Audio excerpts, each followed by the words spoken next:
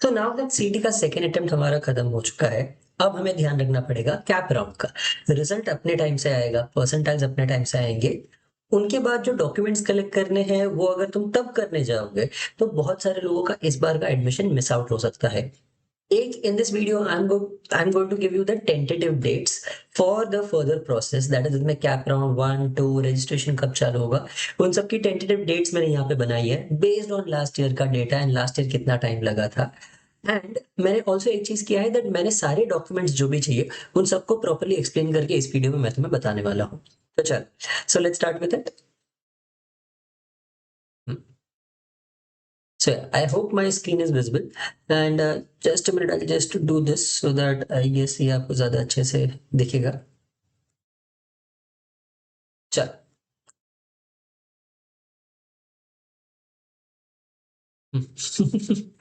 Sorry about that, optics आजकल YouTube पे बहुत इंपॉर्टेंट है। चलो, सो गाइज यहाँ पे हम देख रहे हैं दैट सीईटी का टाइमलाइन ऑलरेडी हमारा सेकेंड अटेम्प्ट खत्म हो चुका है। अब सेकेंड अटेम्प्ट के बाद अंडरस्टैंड दैट वो लोग वापस इसकी भी आंसर की रिलीज करेंगे एंड बाद में रिजल्ट डिक्लेरेशन होगा, बिकॉज इसकी आंसर की रिलीज करने के बाद वापस हमें स्कोर्स ऊपर नीचे होंगे, वो लोग वापस शायद कुछ गलतियां करेंगे, होपफुली ना करें बट शायद सीईटी से नोइंग देम वो लोग शायद वापस थोड़ी गलतियां करेंगे जिनको हमें करेक्ट करके बताना पड़ेगा कि ये गलत है, ये गलत है, ये गलत है, जिसके बाद तुम्हारे स्कोर्स तुम्हें पता चलेंगे and finally result declaration June third week के आजू बाजू आएगा। सो जून 17 से 21 के बीच में रिजल्ट डिक्लेयर होगा जिसमें तुम्हें अपने परसेंटाइल्स पता चलेंगे एंड उसके बेसिस पे जून 30 के आजू बाजू हमें मिलेगी हमारी मेरिट लिस्ट। मेरिट लिस्ट का मतलब हमें एक रैंक की लिस्ट मिलेगी कि रैंक 1, रैंक 2, रैंक 3, रैंक 4, इसमें भी टेंटेटिव होती है और बाद में करेक्शन विंडो के बाद एक फाइनल मेरिट लिस्ट निकलती है। अब उसके बेसिस पे कैप रजिस्ट्रेशन चालू होगा। कैप रजिस्ट्रेशन क्या होता है? कैप रजिस्ट्रेशन का मतलब, अब देखो फॉर एग्जांपल मैं टीचर हूँ, मुझे एडमिशन नहीं चाहिए। समझो अगर प्रशांत ने एग्जाम दिया, प्रशांत को लगा मुझे इस बार जितना चाहिए था उतना परसेंटाइल नहीं मिलेगा, तो मैं एडमिशन लेने की ट्राई ही नहीं करूंगा। सिमिलरली समझो अगर कोई एक पर्सन है जिसने सिर्फ एग्जाम देने के लिए दी थी, मुझे एडमिशन नहीं चाहिए ऐसे ही दे दिया, तो वो कैप राउंड में रजिस्टर नहीं करेंगे। दो चीजें होती है, एग्जाम देना, एडमिशन के लिए अप्लाई करना। कैप राउंड मतलब कॉमन एडमिशन प्रोसेस, तुम एडमिशन लेने के लिए अप्लाई कर रहे हो। तो कैप राउंड का रजिस्ट्रेशन चालू होगा 5 से 20 जुलाई तक। It is an expression of interest. उसके बाद प्रोविजनल मेरिट लिस्ट बनेगी एंड फाइनल मेरिट लिस्ट आएगी। फाइनल मेरिट लिस्ट का मतलब दैट पहली मेरिट लिस्ट बनेगी। अब तुम्हारा बनेगा option form filling. Option form filling का मतलब क्या? तुम्हें अब ऑप्शंस डालने पड़ेंगे। ओके, मेरा फर्स्ट प्रेफरेंस है जेबीआईएमएस, सेकंड प्रेफरेंस है सिमसरी, थर्ड प्रेफरेंस है Welingkar, fourth preference PUMBA, fifth SIS, sixth COEP. ये तुम्हें एक ऑर्डर डालना पड़ेगा और इसके बेसिस पे एंड तुम्हारे स्कोर्स के बेसिस पे बाद में होता है कैप राउंड 1 2 एंड 3। ये कैप राउंड 1 2 और 3 की डेट्स है जो मुझे लग रही है कि this will be the dates. Obviously fourth तक सारी कॉलेजेस नहीं जाती, पर बहुत सारी कॉलेजेस फोर्थ राउंड तक भी जाती है। द बेटर कॉलेजेस लाइक जेबी, सिमसरी, वेलिंकर ये फोर्थ राउंड तक बहुत ही कम जाते हैं। ठीक है, मूवमेंट कम खत्म हो जाता है ऑलमोस्ट। सो ये है जो डेट्स मुझे लग रही है will be the dates for the common admission process, the entire admission process.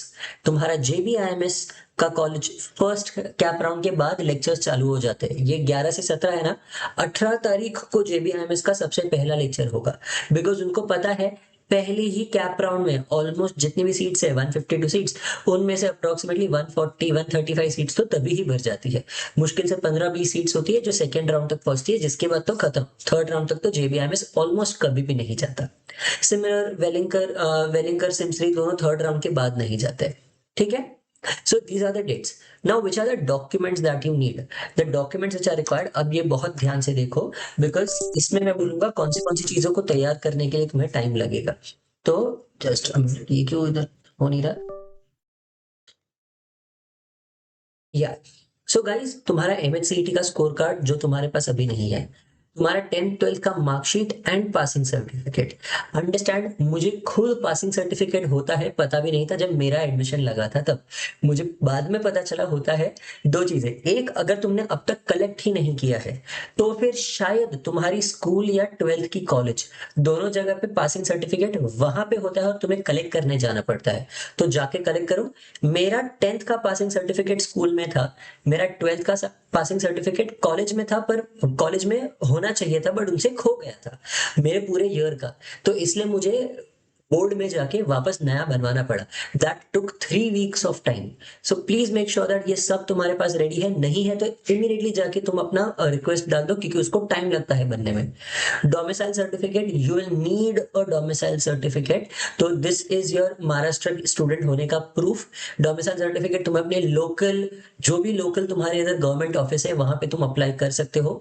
For example, जब मुझे चाहिए था, दिस वॉज ईयर्स बैक, तब मैंने जो मेरे एरिया है वहां की बीएमसी की ऑफिस में जाके इंक्वायरी की थी, और वहां से बाद में मुझे पता चला था कि कैसे कैसे होता है पूरा प्रोसेस, तो आई वेंट देयर।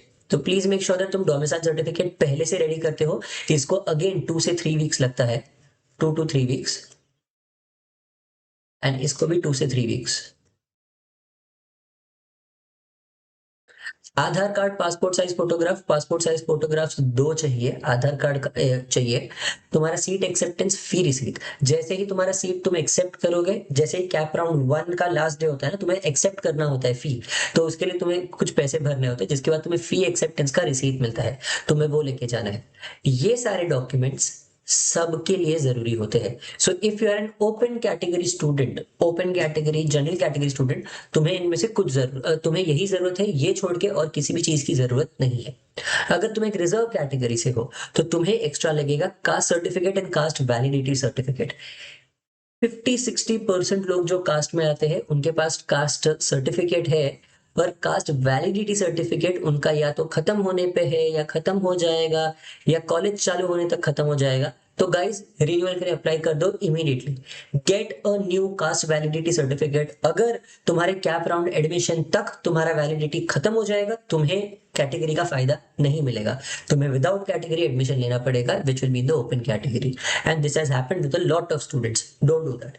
बाद में non criminal certificate, whatever category that you are in, तुम्हें उसके लिए एक एनसीएल सर्टिफिकेट चाहिए, that you are not from the economically well off classes, तुम्हें इकोनॉमिकली बैकवर्ड क्लासेस का तुम्हें चाहिए होगा, ठीक है। सो ऑल ऑफ दीज जिन जिनको अप्लाई होता है वहां पे नॉन क्रिमिनल सर्टिफिकेट चाहिए। ये कैसे मिलेगा? तुम्हें जो भी टैक्स गवर्निंग बॉडी है तुम्हें वहां से मिल जाएगा, तुम्हें अपना इनकम सर्टिफिकेट और ये सब सबमिट करके। इनकम सर्टिफिकेट ईडब्ल्यूएस और टीएफडब्ल्यूएस कैंडिडेट्स के लिए बहुत इंपॉर्टेंट है। टीएफडब्ल्यूएस कैंडिडेट्स की seat are the most coveted seats. This is one जिसमें तुम्हारा पूरा एजुकेशन ऑलमोस्ट फ्री हो जाता है, तुम्हें पूरी जो भी वेवर फीस होती है ना, ट्यूशन फीस होती है, वो पूरी फ्री हो जाती है। सिर्फ कॉलेज का इंफ्रास्ट्रक्चर फीस ये वो थोड़ा बहुत दिए के तुम्हें बहुत कम फीस भरनी पड़ती है। It is as good as तुम फ्री में पढ़ाई कर रहे हो। तो if you guys want me to make a video on TFWS and उसके लिए कैसे अप्लाई करना है, then let me know. And finally PWD certificate. PWD certificate, it does not matter guys what your PWD is, if it is dyscalculia or dyslexia, or even if you are a person who is confined to a wheelchair, you guys will need a certificate from the government saying that you are a PWD candidate. This has happened in my year, मेरे ही साल पे, मेरा ही मतलब मैंने admission time एक दोस्त बना लिया था, and that time that extremely, I would say a very poor student, not money wise I'm saying, like बहुत बेचारा स्टूडेंट लगा मुझे। he was in a wheelchair, he got an admission, उसे लगा था, बट उसके पास पीडब्ल्यूडी सर्टिफिकेट नहीं था। I'm like he is in a wheelchair यार, बट स्टिल उसका एडमिशन नहीं हुआ and he had to waste a year, उसे नेक्स्ट ईयर एडमिशन किसी और कॉलेज में लगा। तो पीडब्ल्यूडी सर्टिफिकेट के बिना तुम्हारा नहीं होगा। एंड फाइनली जो एक चीज पे हर बार बहुत ज्यादा बवाल होता है, and that is migration and transfer certificate. Guys, ये तुम्हें सीईटी कैप राउंड रजिस्ट्रेशन के लिए नहीं चाहिए, ये तुम्हें एडमिशन के बाद चाहिए। आफ्टर योर एडमिशन, कॉलेज चालू हो जाएगा उसके बाद तुम्हें इसकी जरूरत पड़ेगी, तब तक तुम्हें मिलेगा भी नहीं। एंड माइग्रेशन और ट्रांसफर में फर्क क्या होता है? अगर मैं पुणे यूनिवर्सिटी से, एसपीपीयू से या नागपुर यूनिवर्सिटी, कोई भी और यूनिवर्सिटी से तो हूँ, except the home university of the college, मतलब जैसे अगर मैं जेबीआईएमएस से हूँ तो Mumbai university, for SIMSREE it is Homi Bhabha university, for PUMBA it is Pune university.